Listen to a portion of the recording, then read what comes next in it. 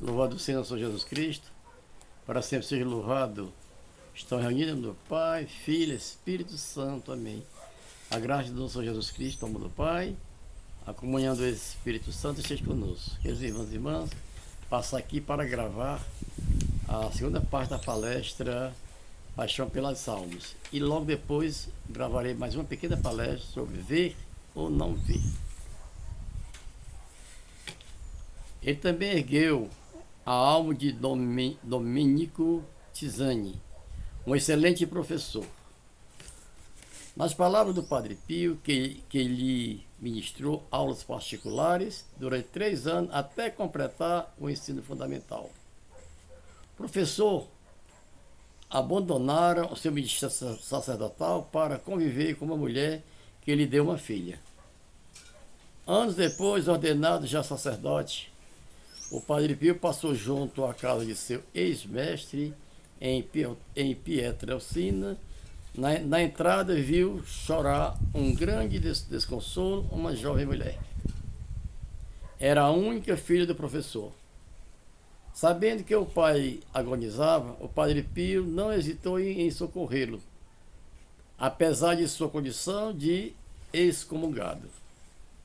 O último reencontro entre professor e aluno foi uma reprodução da parábola evangélica do filho pródigo. Ambos choraram de imensa alegria. Domenico, arrependido dos próprios pecados, se confessou, agradecido ao Senhor por seu retorno ao redil. Dias depois, Domenico entregou a alma a Deus em meio a uma paz infinita. Quantas foram as vezes em que, ao longo de sua vida, o Padre Pio se ofereceu ao Senhor pelos outros como um cordeiro pascal. As conversas com personagens celestiais traduzem sua paixão incondicional pelas almas. Copiadas e transmitidas pelo Padre Agostinho de São Marco, em Lames, a do dia 28 de novembro de 1911, diz, por exemplo, o seguinte: ó Jesus, recomendo-te aquela alma, deves convertê-la. Ó Jesus, recomendo-te aquela pessoa, converta, salva. Ó Jesus, converte aquele homem, ofereço-te por ele todo o meu próprio ser. No dia seguinte voltava ao tema da conversa. Deus meu, não o castigueis, tampouco castigueis a nossos sacerdotes. Ajudai a nossos superiores também. Ó, concedei-lhe esta graça. Creio que vos cansarei. Deveis dizer que sim, se trata de castigar os homens, castiga-me a mim. Deveis ajudar os sacerdotes, principalmente em nossos dias. A uma de suas filhas espirituais, o padre escrevia: como posso esquecer-te, a ti que me curaste tão duros sacrifícios e a quem gerei para Deus entre agudas dores? E a um jovem que chegou a São Giovanni dos confins do mundo, lhe recordava: eu te resgatei ao preço do meu sangue. Acaso não se diz na carta aos Hebreus, sem efusão de sangue não há remissão? O Padre Pio tornou esta frase de Paulo de Tarso aos Gálatas: filhos meus, pelos quais padeço outra vez dores de parto, até que Cristo esteja formado em vós. Ele sabia perfeitamente que a principal causa de tantos fracassos nas obras de apostolado era a pretensão de ganhar almas para Cristo, sem sacrifício pessoal. Então vamos continuar agora a próxima palestra, ver ou não ver. Sem sofrimento tampouco havia curas.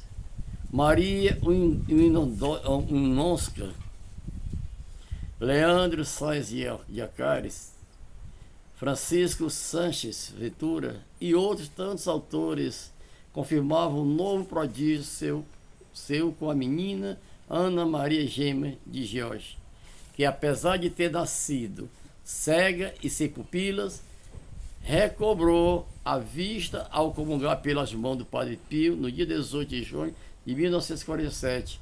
Ano depois, concluindo o ensino secundário, viu-se a jovem passear de braço dado com a avó por São Giovanni. Arguido pela cura de Ana Maria, o Padre Pio afirmou: não me mistureis desses assuntos. Não fui eu, mas Nossa Senhora. No entanto, deixemos que a protagonista, Ana Maria Gema de George, explique como tudo começou. Nasci precisamente na noite de Natal de 1939, noite santa que comemora o nascimento do menino Jesus. Meus pais afirmam que meus olhos estavam meio fechados, mas não perceberam neles nada de anormal. Foi por volta dos 3 meses que minha mãe, quando me dava banho, observou que meus olhos não refletiam sua imagem, como acontecia com as outras crianças. Ela reparou então que eu carecia de pupilas. Espantada, precipitou-se com minha avó à casa do médico, que não tardou a me levar a 2 especialistas que não hesitaram em declarar-me cega por falta de pupilas.